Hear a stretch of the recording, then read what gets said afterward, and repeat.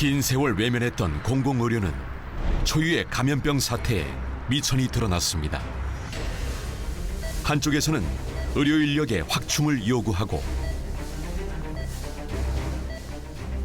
코로나 확진 환자를 지금 15명, 20명까지 보고 있는 상태입니다. 다른 한쪽에서는 의사를 더 뽑지 말자고 합니다. 무리하게 감행한다면 그 책임을 모두 져야 한다는 점을. 보건의료 현실은 격차투성입니다. 서울에서는 70%가 살고 여수에서는 70%가 죽는다고 이야기를 해요. 어디서든 안심하고 치료받을 여건을 만들겠다는 계획은 지금은 그렇지 않다는 것을 반증합니다. 서울에 사는 사람들의 권리와 전라남도에 사는 사람의 권리가 다르진 않거든요. 정치, 경제, 사회, 문화 모든 게 수도권에 몰려 있어도 단 하나, 건강권은 보편적이어야 합니다. 죽고 사는 문제이기 때문입니다.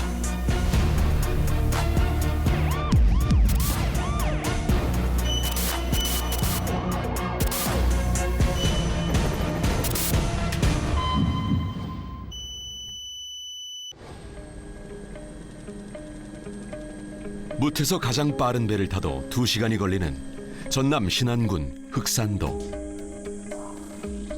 이상배 씨는 흑산에서 태어나 흑산에서만 70년을 살았습니다. 자식들은 육지에 터를 잡았고 부인과 사별한 뒤 10여 년째 홀로 지내고 있습니다. 그러다 지난 여름 한밤중에 아찔한 일을 겪었습니다. 극심한 가슴 통증을 느끼다 실신한 것입니다. 자다가 가슴이 답답해가지고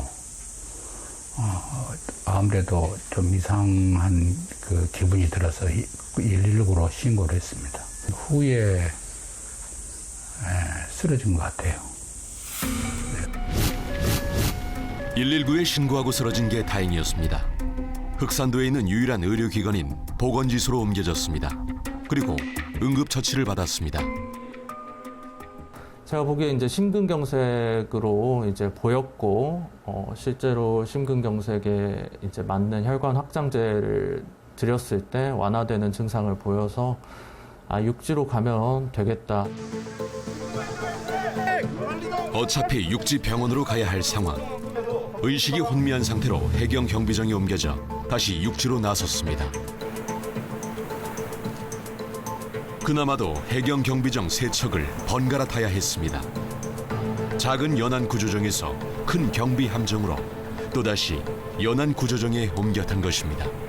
그 섬 인근에 있는 가장 큰 함정에서 저희 또 중형 함정, 소형 함정 그리고 저희까지 이 단계가 복잡해 보일 수 있지만 최상의 서비스를 제공하기 위한 수단입니다. 왜 이렇게 번거로워야 할까? 해경 함정은 서둘러 경비구역으로 돌아와야 해 이른바 릴레이 이송이 불가피한 것입니다.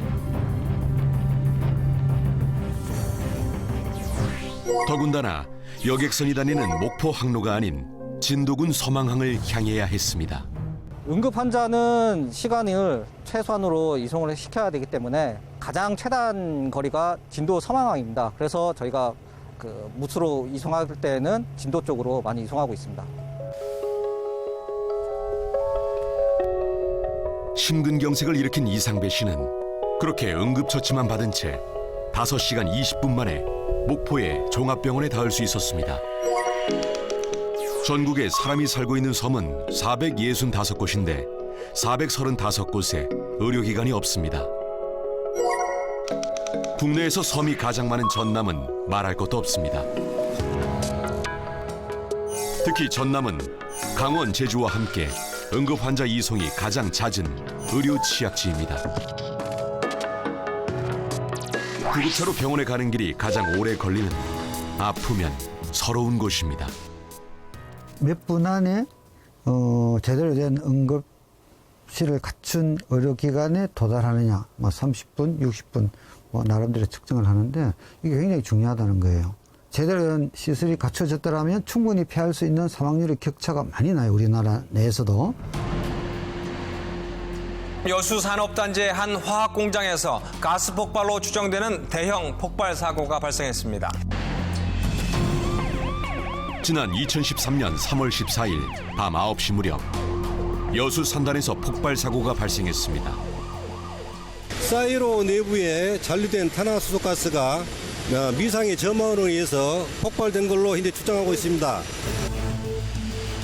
야간 작업에 투입된 노동자 6명이 숨지고 11명이 다쳤습니다. 7년여가 지났지만 중증 화상을 입었던 부상자 트라우마는 여전합니다. 누구도 당시 상황을 입 밖에 내지 않으려 했습니다. 50살 윤모 씨만이 어렵게 전화통화로나마 당시를 떠올렸습니다. 전 전신 56% 화상을 입었었거든요.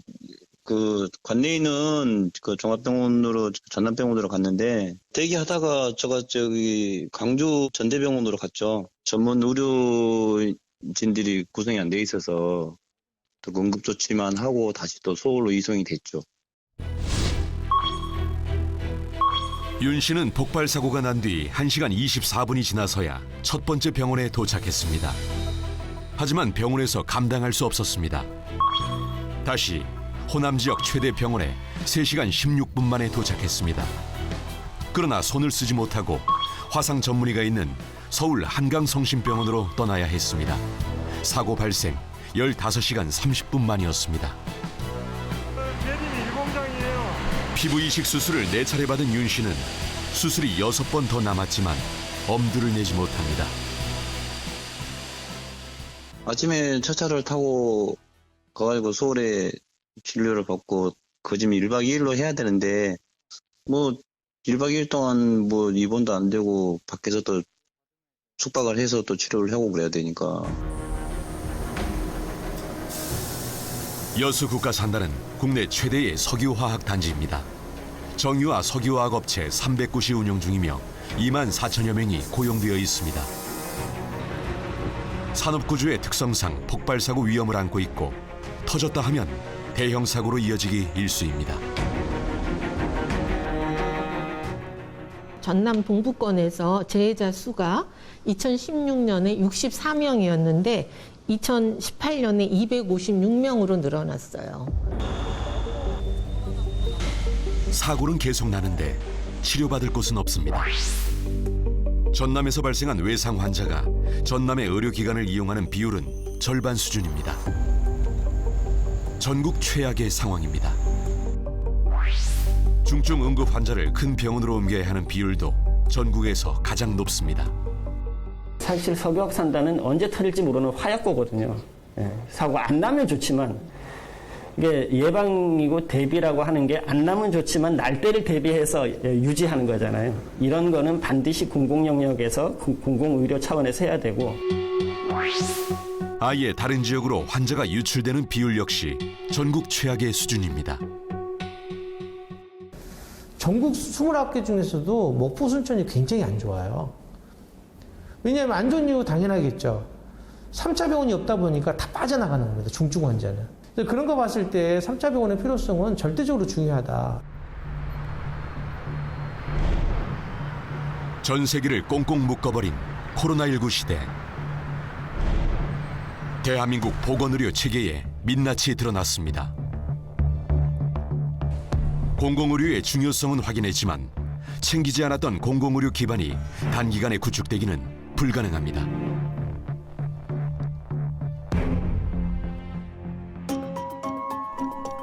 전남의 코로나19 환자는 순천의료원, 강진의료원, 목포시 의료원 등 공공병원 3곳이 전담해 치료하고 있습니다. 전남에서 발생한 코로나19 확진자는 지난 8월까지 2,617명. 이 가운데 전남의 의료원 3곳에서 75%만 치료를 받았습니다. 나머지 25%는 어디에서 치료를 받았을까? 기저질환이 있는 위중 환자 등은 광주의 대학병원으로 가야 했습니다. 공공병원의 병상 수가 크게 줄면서 정부는 생활치료센터를 꾸리고 무증상 확진자들을 보냈습니다. 별다른 의료 장비 없이 확진자 건강 상태만 확인하는 격리 시설입니다. 코로나19를 감당하는 공공병원은 제공 가능한 치료 수준도 제한적이고 환자 수용 공간도 부족합니다. 명백한 왜곡이죠. 사실은 병상이 너무 없는 거죠. 그래서 간혹 폐렴의 환자도 저희가 이제 조금 더 데리고 있는 경우도 있습니다. 왜냐하면 병상이 없어서. 그리고 이제 너무 위중한데 없어서 경기도 가는 경우도 있으니까. 전라남도의 예산을 심의 의결하는 전남도의회. 지난 6월 강진의료원에 대한 추가 경정 예산안을 심의했습니다. 음압병상 3개를 확충할 22억 원 예산이었는데 전액 삭감됐다가 겨우 살아났습니다. 강진의료원의 적자 누적 문제가 단초가 됐습니다.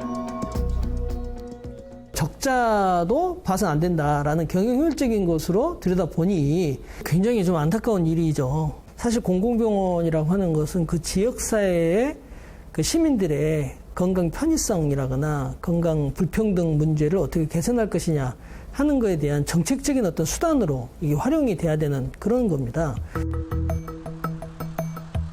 공공병원이 민간 병원과 경쟁할 수 있을 정도의 규모를 갖추지 못한 상태에서 경영 합리성을 이야기하는 게 어불성설입니다. 전남의 공공병원 3곳은 병상 수도 많지 않고 무엇보다 의료 인력이 부족합니다. 전문의가 평균의 절반도 되지 않습니다. 말이 공공병원이지 진짜 공공병원의 기능과 역할을 충실히 할 수 있을 만큼의 규모와 기능을 좀 갖추지 못하고 있는 상태에 충분히 그 역할을 하게끔 지금 정책적으로 지원을 하고 있느냐. 아프면 큰 병원으로 가라. 아프면 서울로 가라. 국민 10명 중 8명 이상이 수도권과 비수도권의 의료 격차를 실감하고 있었습니다. 비수도권, 특히 농어촌 지역의 보건의료 환경은 악순환입니다. 응급 상황에 대응은 불가능하지만 예를 들어서 뭐 폐렴 정도 간단한 폐렴이 발생했다가 그랬을 때 입원하는 그런 병원들만 이제 농어촌 지역에서 생기는 이제 이런 어떤 그걸 2층 체계라고 그러거든요. 예, 2층 체계 생긴 거죠. 그래서 수도권에는 대형 큰 병원 생기고 농어촌 지역은 자그마한 민간 병원 생기는. 그리고 공공병원은 해방 이후부터 지금까지 별로 투자하지 않고. 민간과 공공의료의 비대칭은 대한민국의 고질병입니다. 2018년 한국의 공공의료기관은 전체 의료기관의 5.7%에 불과했습니다. 99%가 공공의료기관인 캐나다, 또 OECD 평균 53%에 크게 뒤처져 있습니다. 의료 체계 부분들이 너무 민간 중심으로 짜 있어서 그런 거예요. 뭐 영국이나 이런 데 가도 거의 공공 비율이 상당 수준이 올라와서 해서 서로 이제 견제하고 기능을 하는데 우리는 거의 공공 영역은 10%도 안 돼요. 복지부는 그 구조, 논리 구조를 뻔히 알면서도 이거를 대응을 못하고 못 헤쳐나가요. 바다를 떠다니는 병원선. 이름과 달리 보건지소쯤 되는 역할을 하고 있습니다. 의료기관이 가기 힘든 외딴 섬 주민들을 위해 운영됩니다. 전남, 인천, 충남, 경남 등 국내에 딱 5척이 있습니다. 전남 다도해를 오가는 병원선을 따라가 봤습니다.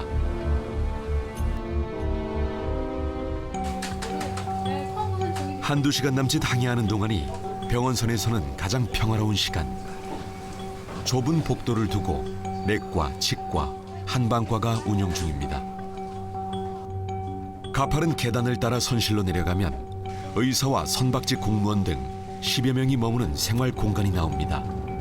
숙식 모두 병원선에서 해결합니다. 이제 대멀미 같은 경우도 한 일주일 정도 지나니까 적응이 돼서 생활을 이제 충분히 할 수 있었습니다. 병원선 의료진 3명은 모두 공중보건의사입니다. 딱 1년만 근무합니다. 병원선 경무를 인정해 다른 근무지로 변경되기 때문입니다. 저는 일단은 집이랑 가까운 쪽으로 가고 싶어요. 제가 아무래도 서울 사람이다 보니까 아마 경기도 쪽을 지망하지 않을까, 가능하다면. 공중보건의사가 아니면 병원선은 운영 자체가 불가능합니다. 우리도 적응 기간이 필요하고 이분들도 세상 처음으로 이 병원선이라는 걸 타봐가지고 가시니까 이분들도 적응이 필요하고 그게 이제 항상 새롭죠. 뉴페이스. 이날의 진료지 전남 신안군 사치도. 44가구가 사는 조그마한 섬마을 부두는 큰 배를 허락하지 않습니다. 작은 보트를 띄어야 합니다. 주민들을 태워 병원선으로 데려와야 진료가 가능합니다. 주민분들이 나이가 많으시기 때문에 그런 걱정이 항상 있죠. 넘어지시거나 다치시거나 하실까 봐 그런 게 항상 걱정이 되고. 병원선에 주민들이 오르면 의료진도 주민들도 마음이 바빠집니다. 좁은 복도에 앉아 차례로 진료를 기다립니다. 병원이 멀어서 병원을 멀리 해온 섬 주민들. 건강이 좋다면 그게 이상한 일일 겁니다. 이제 예상 밖으로 만성 질환자분들이 많다 보니까 그거에 대한 관리가 조금 쉽지는 않다는 것을 느꼈고, 치료보단 예방의학에 가까운 병원선이지만 주민들에게는 주치의 이상입니다. 보통이라 이게 섬이라 아주 병원에 가다가 큰맘 먹고 가지요. 병원선 오면 그렇게 반가요.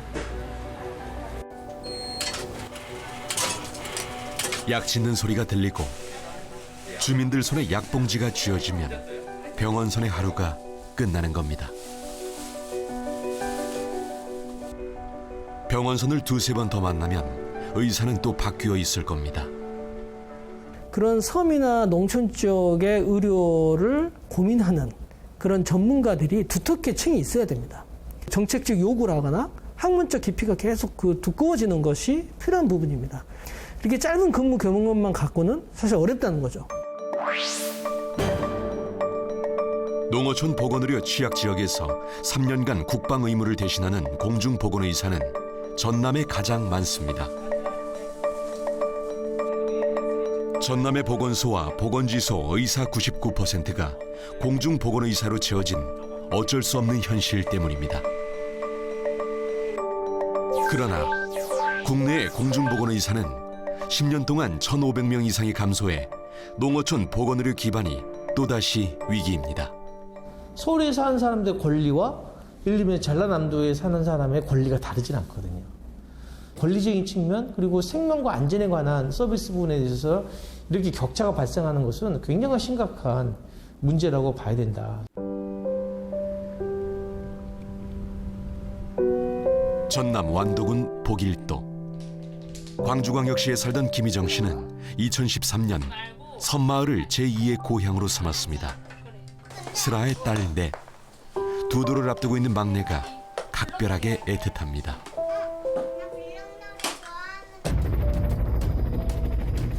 산부인과가 아닌 하늘 위에서 만났기 때문입니다. 희정 씨는 작년 3월 육지병원으로 응급 이송되던 중 닥터 헬기 안에서 출산을 했습니다. 그냥 근데 저는 초산이 아니다 보니까 제 느낌으로 알잖아요. 이제 제 아이가 넷째다 보니까 그냥 길에서 나을 것 같았어요. 솔직히 참고 참다가 하늘 위로 이제 올라가니까 좀 더 마음이 좀 놓였나 봐요. 그래서 이제 그렇게 낳게 된 거예요. 출산 전날도 광주의 산부인과에서 진료를 받았습니다. 출산 예정일까지 여유가 있다는 말과 달리 섬에 닿자마자 진통이 시작됐습니다. 눈앞이 깜깜했습니다. 보건소가 저희의 유일한 그 병원이에요.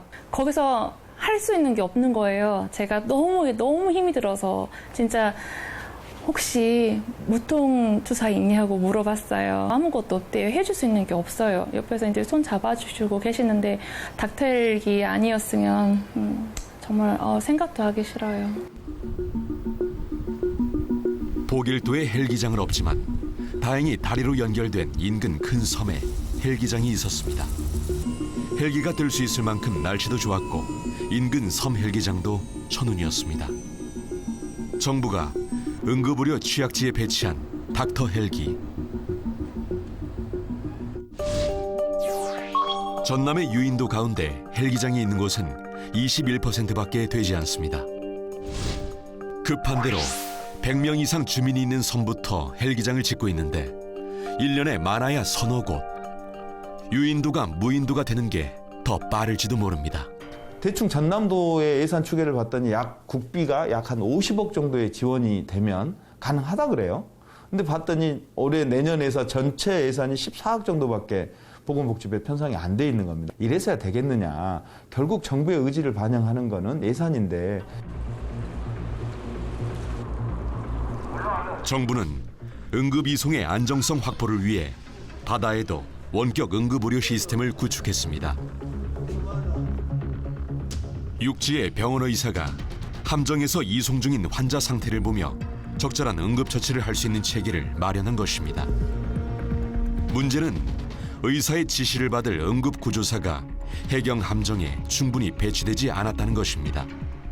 그 병원에서 의사가 정확한 진단을 내릴 수 있는 장비가 있다고 해도 사람이 없으면 안 되기 때문에 응급구조사 1급 그런 분들을 좀 더 교육을 강화하고 배치 인원을 늘려주시면. 동서남해 해양경찰에서 운용 중인 함정 271척 가운데 원격 응급의료 시스템은 150척에만 설치되어 있습니다. 이 와중에 응급구조사가 배치된 건 62척에 불과합니다. 반쪽짜리란 이야기입니다. 원격 의료 시스템이 도입된 지 10년이 지났음에도 실제 현장에 적용할 수 있는 응급구조사는 23%에 불과하여 원격 응급의료 시스템이 유명무실한 상황입니다. 함정 내 응급구조사 배치 인력 증강을 비롯한 현장 중심의 제도적 정비가 시급합니다. 1988년에 설립된 영암병원. 소아과, 신경외과, 산부인과, 무엇보다 유일한 응급실을 운영했던 지역의료의 버팀목이었습니다. 하지만 인구가 줄고 수지타산이 맞지 않게 되며 병원 살림이 점점 위축됐습니다. 교통사고가 났을 때 응급으로 야간 수술도 가능하게 야간 수술도 했었고 야간 분만도 했었고 그렇게 이루어졌던 게 어느 순간부터 이렇게 조금씩 줄어들기. 결국 문제가 터졌습니다. 2016년 8월 지역 응급의료기관을 반납하고 응급실 운영을 포기한 것입니다.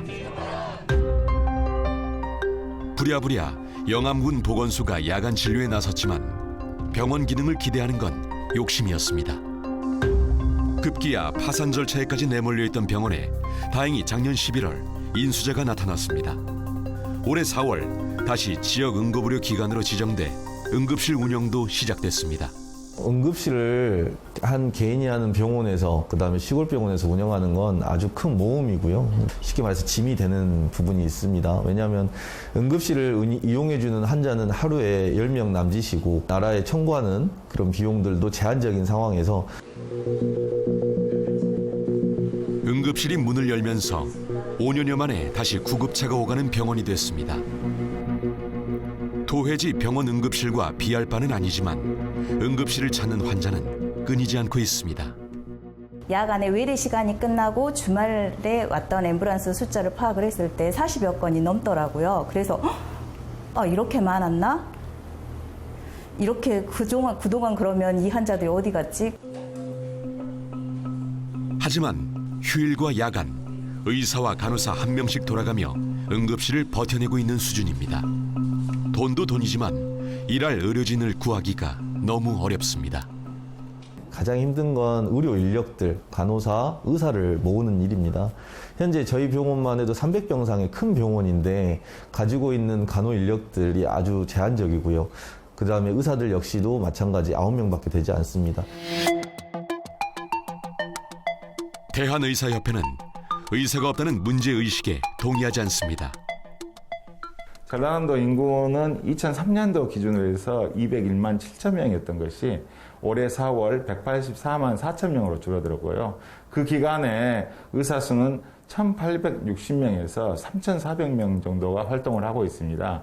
결국은 인구 대비 의사 수는 계속 증가하고 있다는 이야기고요. 의사 수는 전국이 큰 편차를 보입니다. 평균을 넘는 곳은 6개 시도뿐입니다. 전국 300병상급 2차 병원의 평균 병상수는 312개. 전남의 병상수는 전국 평균 수준입니다. 그러나 전문의 수는 절반도 되지 않습니다.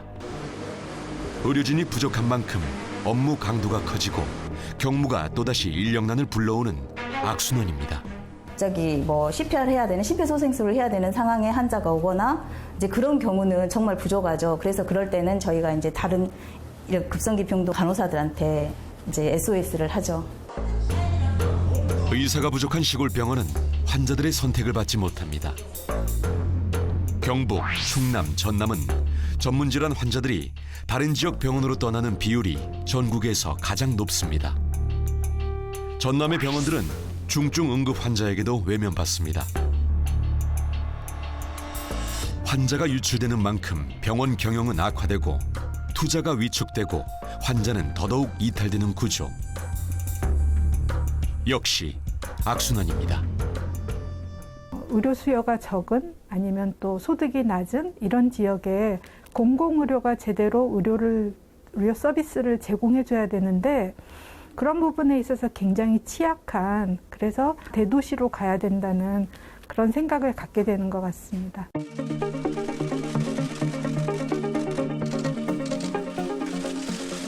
지난해 7월 23일 코로나19로 취약성이 드러난 공공의료를 일으켜 세우겠다며 여당과 정부는 계획을 발표했습니다. 공공의료 인력 확충을 위한 의대 정원 확대 및 공공의료 설립을 추진하기로 결정하였습니다. 매년 400명씩 10년간 의대 정원 4,000명 증원. 그리고 전남처럼 의대가 없는 지역에 의대를 신설하겠다는 약속이었습니다. 4,000명 중 3,000명은 지역에 머물 지역의사로 뽑고 나머지 1,000명은 특수 전문 분야 의료 인력과 의과학자로 선발할 계획이었습니다. 공공의료 강화는 그러나 의사단체의 반발에 부딪혀 무산됐습니다. 정부와 대한의사협회가 의정협의체를 꾸려 코로나19가 안정된 뒤 다시 논의하기로 합의한 것입니다. 의사들이 반대하기 때문에 의정협의체를 구성을 해서 여기에서 합의해서 진행을 하지 못한다는 것은 국민들의 생명보다 의사들의 이익을 더 중시하는 정부가 돼버렸다라고 생각을 합니다. 이게 당연히 말도 안 되는 이야기예요. 공무원을 늘리자고 하면 공무원들한테 물어서 공무원 늘릴까요? 공무원들이 예 늘리세요. 그러면 늘려야 되냐고요, 공무원은. 전라남도는 32년 동안 의대 신설을 요구해 왔습니다. 의과대와 대학병원을 신설해야만 농어촌 의사 인력이 안정적으로 확보될 거란 판단 때문입니다. 의과대학 전라남도에 유치하는 문제 반드시 해야 된다. 우리 전라남도는 너무도 절실하고 당연한 거고. 경상북도는 국립안동대학교에 공공보건의대 신설과 포항공대를 중심으로 한 의과대 설립을 정부에 요구 중입니다. 저희도 같은 경우에는 상급 종합병원도 하나 없습니다. 대부분 대구에 의존하고 있고 이쪽 경북 북부 지역은 대구보다는 실질적으로 서울에 의존하고 있는 상태입니다. 충남은 국립공주대의대 설립을, 경남 창원시도 의과대 신설을 요구합니다. 한결같이 지역에 머무는 의사 부족을 토로합니다. 국내 의과대학과 의과전문대학원은 모두 40곳. 문제는 의대생들의 출신 지역에 있습니다. 전국 의과대학의 작년 입학생 46%가 수도권 출신이었습니다. 서울, 강남권 이쪽에 있는 친구들이 그 서울에 있는 의과대학이 좀 어려우니까 지방의과대학 갔다가 결국은 다시 서울로 돌아오는 이런 지역의 의료 불균형을 해소하는 데 전혀 도움이 되지 않고 있는 현실들을 발견을 했고요. 국회가 1974년부터 배출된 의사들의 근무지를 분석했습니다. 수도권에 있는 의대 졸업생 83%가 수도권에 머물고 지역 시도에 있는 의대 졸업생의 절반이 수도권에서 활동 중이었습니다.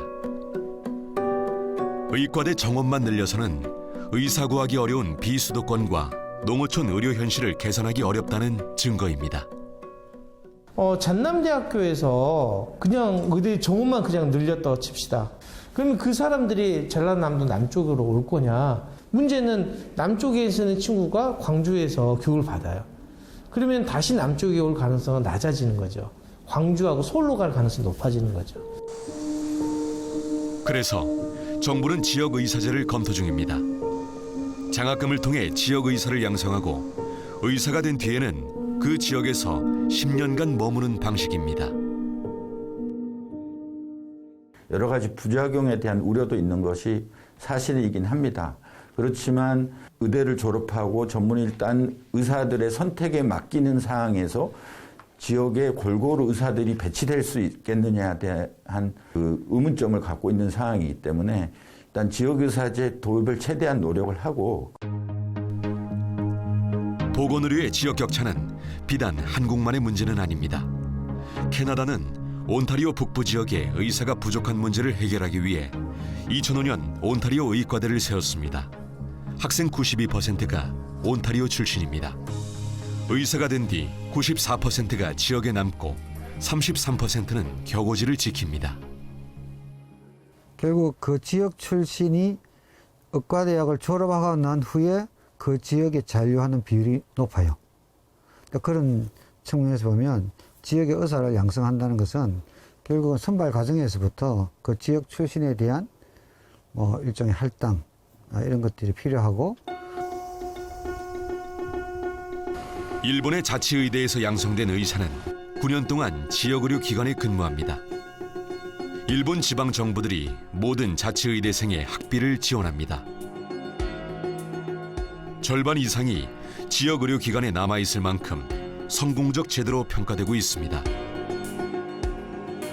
작년에는 의사고시 합격률로 9년 연속 전국 1위를 차지했습니다. 들어올 때부터 자기가 그 지역의 의료에 대해서 자기가 뭘 어떻게 할 것인가 또는 어떤 그런 좀 개선을 해야겠다는 비전을 갖도록 하고 또 중간중간에 농촌 쪽에 가서 방문해가지고 그 실태를 경험하고 분석하고 개선 방향을 같이 토론한다거나 이런 것을 의과대 교육 과정에서 계속 노출을 시킵니다. 1988년 정부가 국립대 의대 정원을 나누어서 의대를 신설하도록 한 울산대학교. 그런데 울산대 의대는 울산이 아닌 서울에 있습니다. 서울 송파구 아산병원 맞은편 건물이 울산대 의대이고 교육과 수련 대부분이 이루어집니다. 지역 의료 인력을 확보하겠다는 정책 취지는 상실됐습니다. 지역 TO로에서 의사를 뽑아놓고 실제로 수련은 다 서울대라고 하세요. 지방사립의과대학에 입학을 한 건데 수련 과정부터 포함을 해서 전부 서울에서 근무를 하고 있으니까 지방의 의료 불균형 문제를 해소할 전혀 그 방법들이 없게 되는 것이죠. 2017년 울산대 의대 부속병원으로 전환한 울산대 병원. 의사수 부족 등이 문제가 돼 2018년엔 상급 종합병원 지정에서 탈락했습니다. 3년 만인 올해 다시 상급 종합병원으로 지정됐지만 의료 환경 개선 요구는 끊이지 않고 있습니다. 울산시의회는 지난 6월 울산대 의과대에 울산 환원을 촉구하는 건의문을 채택했습니다. 울산대 의과대 졸업자 중 울산에 남는 비율이 8% 수준이라며 최악의 경우 울산대의 의대 정원 반납도 검토하라고 정부에 요구했습니다. 1985년 의과대학이 설립됐던 충북 충주의 건국대학교 캠퍼스. 2005년 의학전문대학원으로 전환된 뒤 수업을 서울에서 했다가 교육부의 시정명령을 받았습니다. 지역의대가 대학과 대학병원을 따로 운영하며 지역을 버리면 그 피해는 지역 주민들이 보게 됩니다. 의과대학과 부속병원은 함께 있어야 합니다. 굳이 의과대학이 필요해? 그냥 3차 좋은 병원 만들면 되지 않아? 라고 생각할 수가 있지 않습니까, 흔하게. 그렇지만 그게 이제 쉽지가 않다라는 거예요. 왜냐하면, 자, 서울 같은 데서도 대학병원이 아닌 3차 병원은 없어요. 예를 들면 국립중앙의료원 같은 경우도 인력을 구하기 쉽지 않아요. 서울 한가운데도 있지만 그 이유가 뭐냐면 대학병원이 아닌 거예요. 그래서 의사 수를 늘리고 지역에 머물 지역 의사를 따로 양성하고 의대 없는 지역에는 의대와 부속 병원을 설립해 지역 완결형 의료 체계를 구축해야 한다는 목소리가 나옵니다. 대한의사협회는 경제성 우려를 제기합니다. 지금 현재 대학병원급의 병원들이 사실은 그 저수가 체제에서 굉장히 그 경영상으로 좀 어려움을 겪고 있거든요. 자칫 부실 의과대학을 만들 수도 있고, 그 다음에 의과대학을 유치한 대학에 전반적인 어떤 어려움을 가져오지 않을까 하는 그런 생각도 좀 있습니다. 2004년 열린 KTX 시대.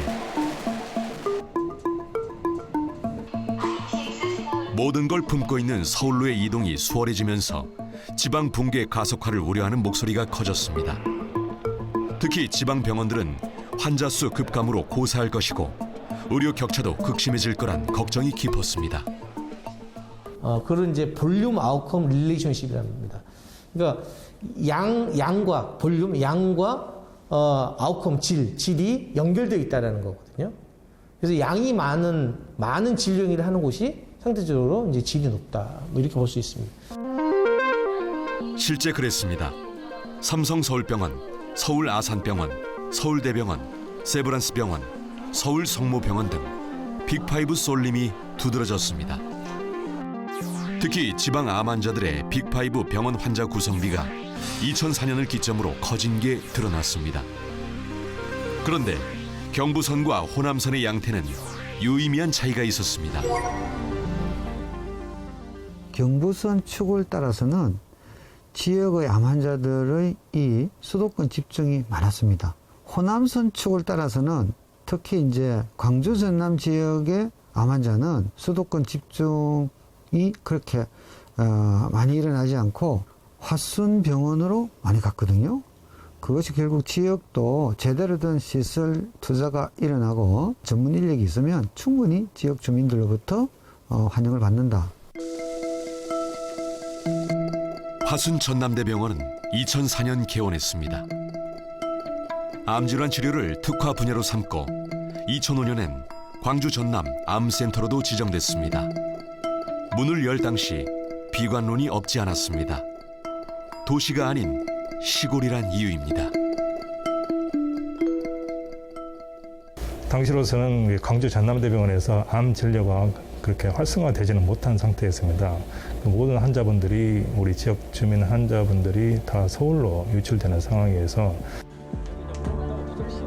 모든 우려를 비웃듯 개원 첫 해 22만 명의 환자가 다녀갔고 지난해 77만 명까지 늘었습니다. 지난해 수술 건수만 1만 건을 웃돌았습니다. 암 환자 치료 경험이 쌓이고 또 쌓이면서 임상 경험이 풍부해졌고 수도권에서도 찾는 병원으로 성장했습니다. 암 발생 환자분이 2018년 같은 경우는 광주에서 6천여 명, 또 전남에서는 10,000여 명 되시는데 광주에서는 거의 70%의 그 환자분들이 저희 병원에서 치료를 받게 되고 전남은 약간 좀 퍼센티지는 떨어집니다만은 평균적으로는 거의 한 70%에 가깝게 저희 병원을 이용하고 계십니다. 높은 의료질과 더불어 상대적으로 저렴한 의료 비용도 공공병원의 진가를 증명하고 있습니다. 경실련의 조사에서 전국 상급 종합병원 중 가장 높은 건강보험 보장률을 기록한 것입니다. 건강보험 보장률이 높을수록 환자 개인의 의료비 부담은 줄어듭니다. 주목할 것은 국내 상급 종합병원 가운데 건강보험 보장률 상위 10곳 중 8곳이 국립대학 병원이란 점입니다. 지역별로 국립의대가 없는 데가 있어요. 왜 하필 보면 이제 전남하고 경북하고 울산 세 군데예요. 그런 데는 어쨌든 의대 정도는 만들어서 거기에 의사 인력을 양성하고 거기에 지역 의료도 담당하는 이게 하면 이게 약간 양덕의 효과를 갖고 있거든요. 전문가들은 대학병원이 최후의 보루로 존재하면 하위 단계 의료기관의 역할도 강화될 것이라고 조언합니다. 상급 종합병원을 중심으로 한 보건의료 협력체계, 의료 거버넌스가 꾸려질 거란 이야기입니다. 상급종합병원이 버텨주면 중증 환자 발생하거나 응급 환자 발생할 경우에 바로 그 지역 내에 3차 의료기관으로 후송할 수 있기 때문에 1차, 2차 의료기관으로서도 굉장히 안심을 하고 지역 주민의 진료를 담당할 수가 있죠. 왜냐하면 3차 의료기관이 언제든지 뒤에서 뒷받침해 준다고 하는 그런 믿음이 있기 때문에.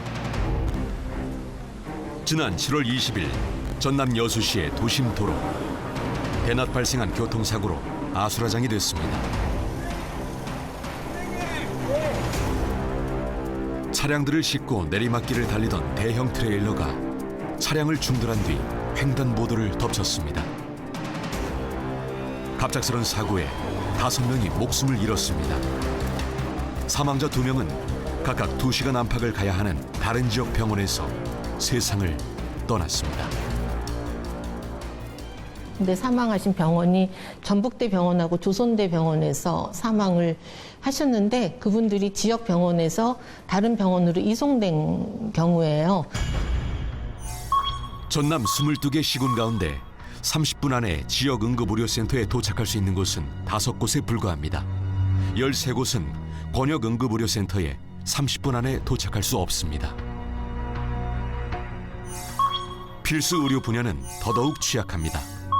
전남 297개 읍면동 가운데 30분 안에 산부인과에 갈 수 없는 곳이 77%입니다. 응급 상황, 외상, 심혈관 질환 이거는 이제 30분 안에 내지는 1시간 안에 빨리 적절한 서비스를 수용할 수 있는 병원에서 응급상황에 대한 처치를 받고 수술을 받고 치료를 받았을 때만이 생명을 구할 수가 있는 이런 상황인데 지역사회 해결해야 될 중요한 영역인데 이게 안 된 상황에서 문제가 응급상황이 발생하게 되면 대도시로 나가게 되잖아요. 그러니까 이제 사망이 증가하는 거죠. 제때 적절한 치료를 했다면 막을 수 있었을 사망을 뜻하는 치료 가능 사망률. 서울과 광주, 세종을 제외하면 모두 엉망입니다. 특히 강원, 충북, 경북, 전남 등 농어촌이 많은 곳은 열악합니다. 전국을 29개 의료 권역으로 나누어 보면 목포의 치료 가능 사망률은 전국 최악의 수준을 보이고 있습니다. 지역 불균형을 대표하는 수치로 좀 보면 돼요. 병원 가면 살 수 있는 거를 제때 이 의료 공급 체계가 없으니까 이게 죽는 경우가 안타까운 상황이 이게 이제 현실로 나타나는 통계라고 보면 되고요. 결국 이걸 바꾸는 방법은 시장의 논리로 놔두면 방법이 없어요. 어디서든 아프면 치료받을 수 있는 권리. 코로나19 사태가 일깨워준 보편적 가치를 시민들은 어떻게 생각하고 있을까? 의료 환경 개선을 위해 정부가 공공의료를 강화해야 한다는 여론이 높았습니다. 17개 시도 주민 10명 중 7명은 의과대 없는 지역에 의대를 신설해야 한다고 의대 신설 요구에 힘을 모으고 있습니다. 하지만 의사협회는 의대 신설론에 반대하고 있습니다. 병원을 신설하는 것보다도 지역에서 그 역할을 잘하고 있는 병원들이 많이 있거든요. 거기에 좀 더 집중적인 투자를 해서 병원을 업그레이드 시키는 것도 한 가지 방법이라고 생각을 합니다. 아프면 서울로 가라는 고정관념을 깨기 위해서는 비수도권에 의과대와 종합병원을 설립해야 한다는 의견이 가장 많았습니다. 또 의협의 우려와 달리 거주지에 상급 종합병원이 생긴다면 이용하겠다는 기대감이 압도적이었습니다.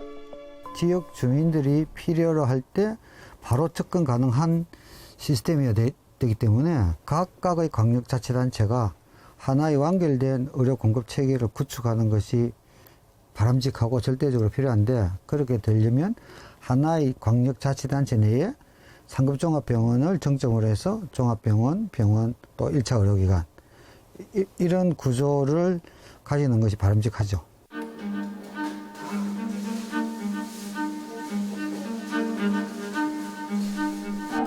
장기화하는 코로나19 사태. 공공의료를 위한 정부의 결단을 요구하는 목소리는 끊이지 않습니다.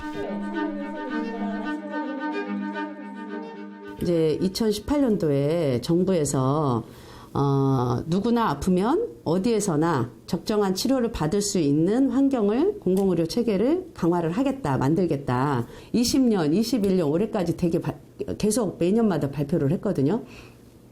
갈수록 처음에 발표한 것보다 훨씬 더 후퇴되는 안으로 발표가 되는 거예요. 공공의료 강화는 의정협의체 문턱을 넘지 못하고 있습니다. 의대 신설 문제는 누구도 아예 언급하지도 않습니다. 그 새롭게 의대를 신설하는 문제에 대해서는 의료계에서 의사 인력 확충보다 더 강하게 반대를 하고 있는 상황이긴 합니다.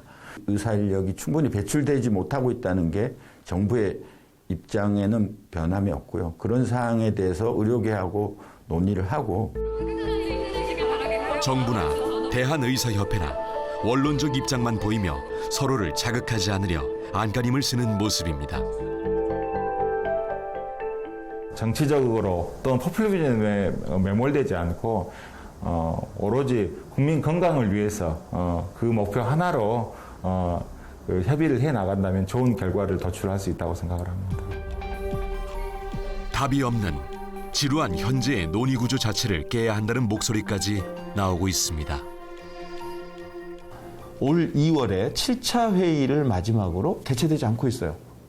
그러면 그 사이에 공공의료 확충 정책이 추진 안 해도 되는 그런 상황인가요, 지금? 오히려 더 필요성은 강화되고 있는 거잖아요. 그렇다면 미안하지만 의정협의체에 매몰될 필요는 없겠다.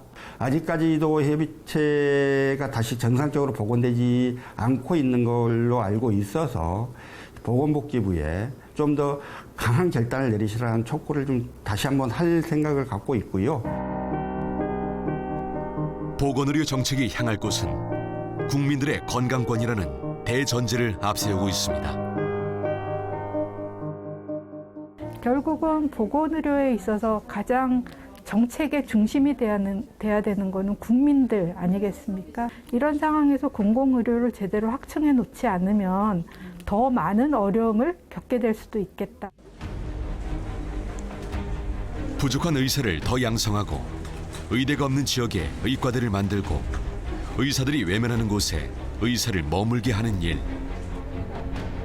적지 않은 진통과 예산을 감당해야 하는 어려운 일인 만큼 정부의 공공의료 강화 의지를 가늠할 수 있는 시험대가 되고 있습니다. 의과대학과 그런 문제를 해결하기 위한 그런 대학병원으로 집약돼서 나타날 때, 그리고 실질적으로 그런 섬이나 이런 그 농촌 지역에 있는 주민들한테 정말 실질적으로 도움되는 의료를 구현하기 위한 여러 가지 기능과 제도와 정책을 만들어 간다고 할 때 저는 거기서 의미가 있다고 봐요. 코로나19 팬데믹 상황에서 방역 체계를 뽐낸 대한민국. 빠르게 찾아내고 빠르게 치료하는 K방역의 우수성은 짧은 기간 전 국민 건강보험 시행으로 세계보건기구가 인정한 의료보장 국가입니다. 적은 의료비 지출에 암 사망률도 낮고 기대 수명은 높습니다. OECD 국가 중 명실상부 건강한 축에 드는 국가입니다. 그런데 한국은 정말 건강할까요? 공공보건의료 기관과 공공병상 규모는 OECD 최하위입니다. 수도권과 대도시에는 의료가 집중되고 비수도권과 농어촌 공백은 커집니다. 똑같은 대한민국 국민이고 똑같이 세금 내고 똑같이 건강보험료를 내고 있는데도 불구하고 그들이 누리고 있는 의료 혜택을 한번 봐보자 이거예요. 대한민국 평균에 훨씬 못 미치는 의료 혜택을 받고 있습니다. 그럼 이거를 그냥 그대로 둘 거냐. 흔히 병은 키우지 말라고 합니다. 대한민국의 지독한 의료 격차, 진단과 치료, 처방이 당장 필요합니다. 중증이 되기 전에.